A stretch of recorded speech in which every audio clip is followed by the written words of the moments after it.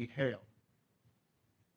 Mr. Thompson, I understand, laid your arrest earlier today in Minnesota.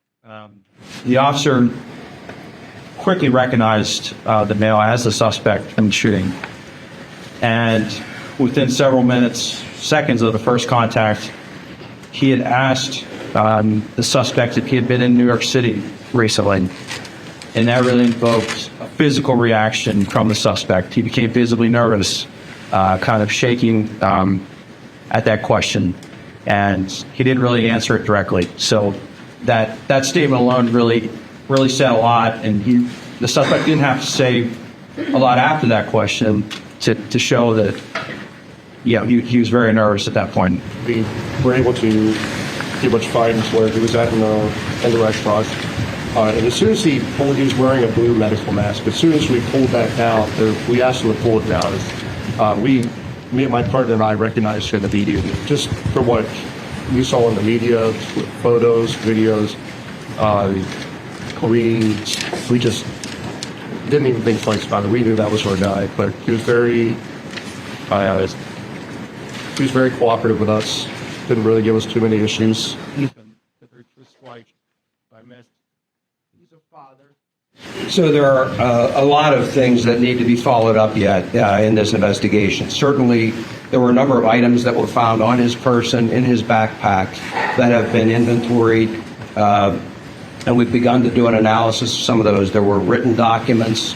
There are electronic devices that are in the process of being downloaded. Search warrants are obtained. And so over the next hours and days, those efforts will continue. And we're going to take a closer look at all of the information that we can glean from that regarding his activities up until and during the time of the homicide, his flight from New York. And we know that he has been in Pennsylvania, for several days. And so part of that investigation will also focus on trying to retrace his steps. We've already identified businesses, for example, that he frequented in this area and activities that he engaged in. That led us to more evidence. In this case, you have the New York Police Department working together with the Altoona Police Department.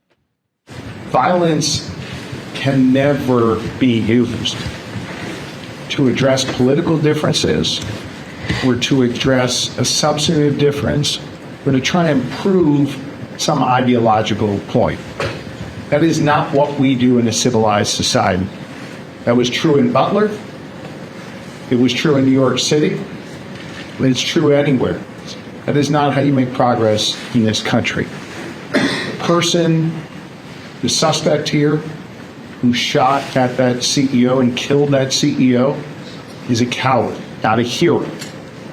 And we need to make sure that in this country, we get back to having a civil discourse about our differences. And that is an important lesson coming out of Pennsylvania. And it is one that I think the rest of the nation needs to hear as well. Thank you, Mayor. Good afternoon, everyone.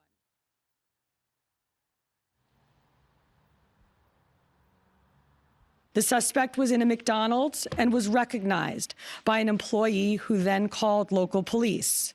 Responding officers questioned the suspect, who was acting suspiciously and was carrying multiple fraudulent IDs as well as a U.S. passport.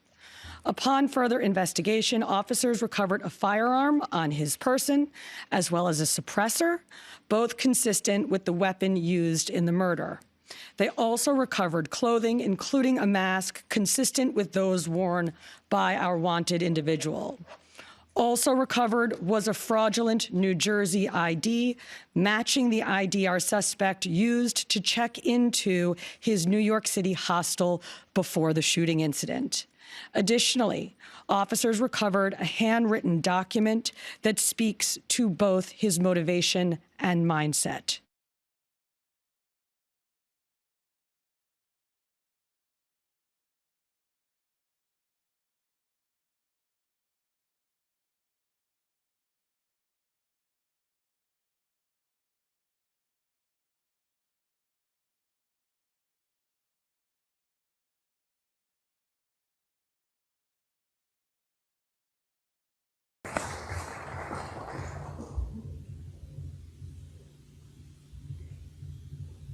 When I started writing the speech, I talked with several students and teachers and asked how they would describe the class of 2016.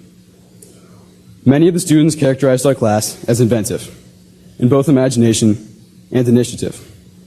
The class of 2016 is truly defined by its inventive, pioneering mentality that accompanies a strong commitment to Gilman tradition.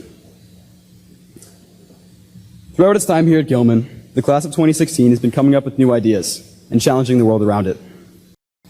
Gilman maintains its classic core values by cultivating mind, body, and spirit in its students, but also champions an environment of acceptance and diversity. The people in our lives, especially our parents and teachers, had such huge roles as well. The parents here today, first off, sending us to Gilman was far from a small financial investment. I'd like to personally thank each of you for sending your sons here, as I can't imagine the class of 2016 without any one of these men on stage. Further, thank you for all the time and love you've put into our lives. You've instilled values in us, fed and clothed us, and simply been there for us every step of the way. Just like we've done these past few years, we'll be exploring the unknown, whether that be attending colleges across the country, traveling the world during gap years, or fulfilling military service in foreign countries.